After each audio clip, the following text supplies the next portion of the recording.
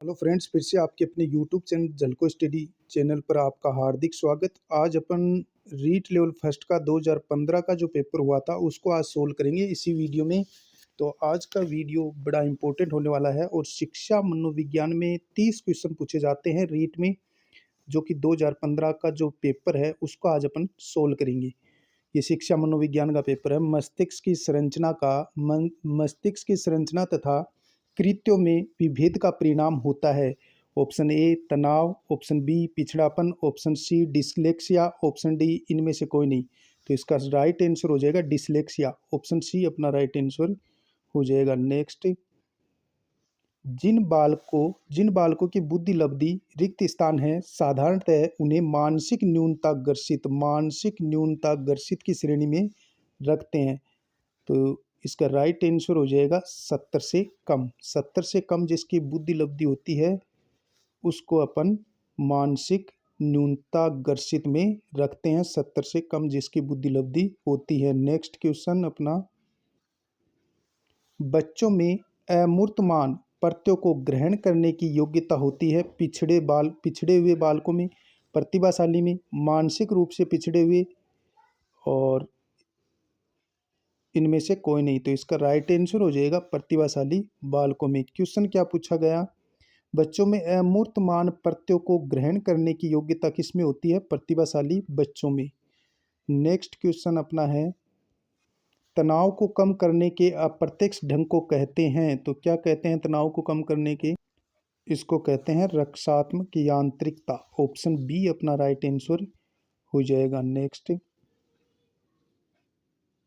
अगला अपना question screen पर, निम्न में से कौन सी सामाजिक रूप से वंचित की समस्या नहीं है? ये हमें बताना है। सामाजिक रूप से वंचित बालक की समस्या नहीं है। सीखने के लिए प्रेरणा का अभाव, सृजनशीलता के को पोषित होने के अवसर नहीं मिलना, रहने के लिए स्वस्थ परिवेश, और ऑप्शन डी दे रखा है विद्यालय में पक्षपातपूर्ण वातावरण। तो सही आंसर हो जाएगा रहने के लिए स्वस्थ परिवेश।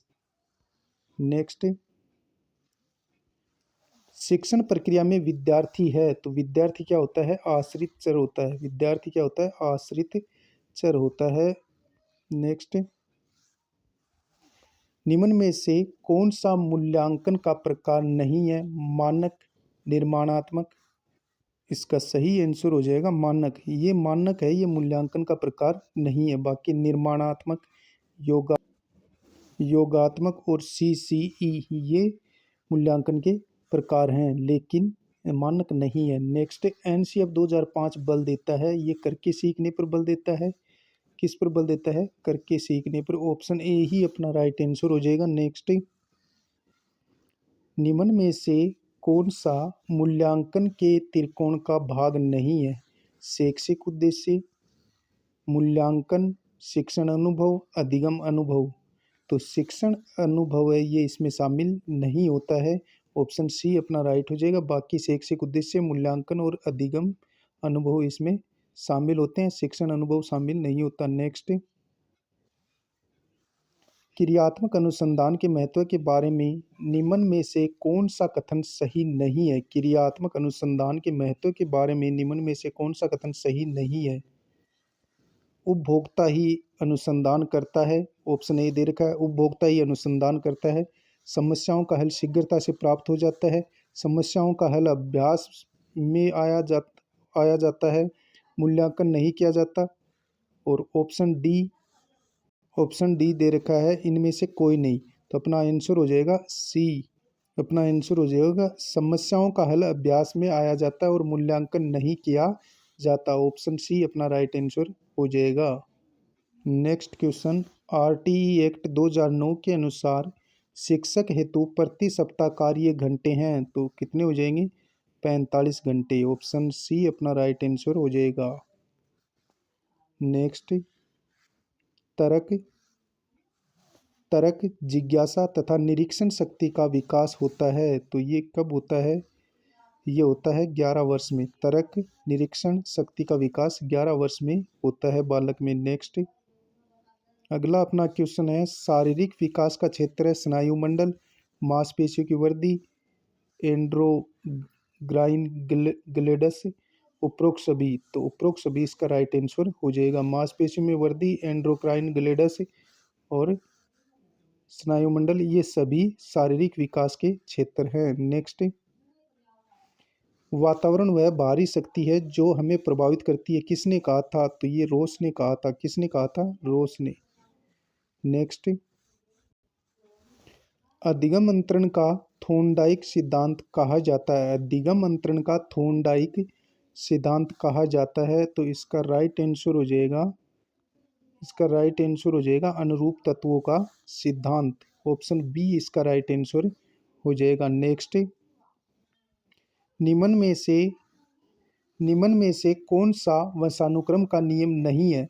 समानता का नियम, भिन्नता का नियम, प्रत्यागमन का नियम और अभिप्रेरणा। तो अभिप्रेरणा अपना राइट आंसर हो जाएगा, जो कि यानी कि वंशानुक्रम का नियम नहीं है। नेक्स्ट, रिक्त स्थान की अवस्था तक बालक की दृष्टि एवं श्रवण इंद्रियां पूर्ण विकसित हो जाती हैं। किस अवस्था में बालक की दृष्टि एवं श्रवण इंद्रियां पूर्ण विकसित हो जाती हैं? तो इसका राइट आंसर होगा 8 से 9 वर्ष के बालक की। ऑप्शन सी राइट हो जाएगा। नेक्स्ट, इस अवस्था में बालकों में नई खोज करने की और घूमने की प्रवृत्ति बहुत बढ़ जाती है। किस अवस्था में? तो इसका राइट आंसर होगा उत्तर बाल्य अवस्था। उत्तर बाल्य अवस्था में बालक सर्वाधिक घूमने की प्रवृत्ति बालक में होती है। नेक्स्ट,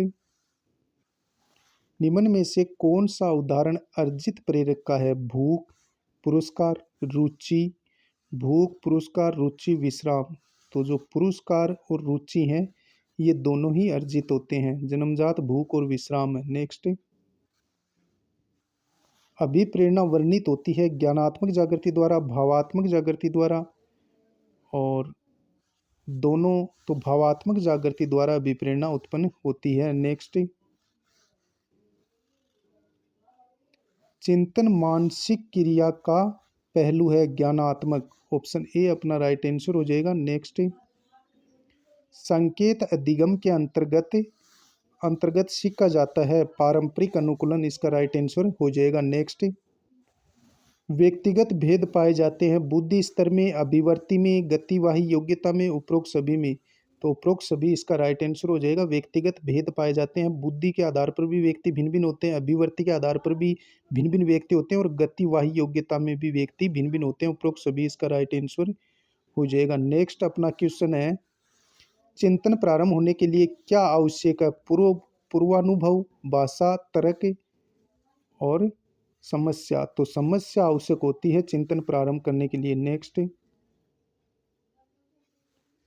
बुद्धिलब्धि संपर्त विकसित किया था, किसने किया था? बिन्ने ने। ऑप्शन, बुद्धिलब्धि संपर्त विकसित किसने किया था? ये ट्रमन ने किया था 1916 में। और सर्वप्रथम बुद्धिलब्धि का सूत्र दिया था स्टर्न ने 1912 में। नेक्स्ट, बाह्य आभास के आधार पर व्यक्तित्व का वर्णन कहा जाता है। बाह्य आभास के आधार पर व्यक्तित्व का वर्णन कहा जाता है। गहन दृष्टिकोण, सतही दृष्टिकोण, मानकीय दृष्टिकोण, प्रेक्षणात्मक दृष्टिकोण। तो सतही दृष्टिकोण अपना राइट आंसर हो जाएगा। नेक्स्ट, निम्न में से कौन सा पिछड़ेपन का कारण नहीं है? ये हमें बताना है। सामान्य बुद्धि का अभाव, शारीरिक दोष, विशिष्ट पिछड़ापन, स्वस्थ वातावरण। तो स्वस्थ वातावरण अपना राइट आंसर हो जाएगा, जो कि शारीरिक, जो कि यानी कि निम्न में से कौन सा पिछड़ेपन का कारण नहीं है? सामान्य बुद्धि का अभाव, शारीरिक दोष, पिछड़ापन, विशिष्ट पिछड़ापन और स्वस्थ वातावरण। तो स्वस्थ वातावरण अपना राइट आंसर हो जाएगा। नेक्स्ट, व्यक्तित्व का पहला प्रकारात्मक वर्गीकरण प्रस्तुत किया था मन ने, हिप्पोक्रेटस ने। ऑप्शन बी अपना राइट आंसर हो जाएगा। नेक्स्ट, सामान्य तथा विशिष्ट कारक सिद्धांत का प्रतिपादन किया था, तो स्पीरमैन ने किया था। सामान्य बुद्धि का सामान्य और विशिष्ट सिद्धांत किसने दिया था? स्पीरमैन ने। नेक्स्ट, प्रगतिशील परिवारों में बच्चों में अपेक्षाकृत कौन सा प्रेरक अधिक प्रबल होता है? प्रगतिशील परिवारों में बच्चों में अपेक्षाकृत कौन सा प्रेरक अधिक प्रबल होता है? संबंध, जिज्ञासा, उपलब्धि। तो अपना राइट आंसर हो जाएगा उपलब्धि। ये था अपना 2015 में जो रीट लेवल फर्स्ट का पेपर शिक्षा मनोविज्ञान का हुआ था, अब अपन नेक्स्ट वीडियो में लेके आएंगे रीट लेवल सेकंड का पेपर शिक्षा मनोविज्ञान का जो 2015 में हुआ था। मिलते हैं नेक्स्ट वीडियो में, तब तक के लिए जय हिंद जय भारत।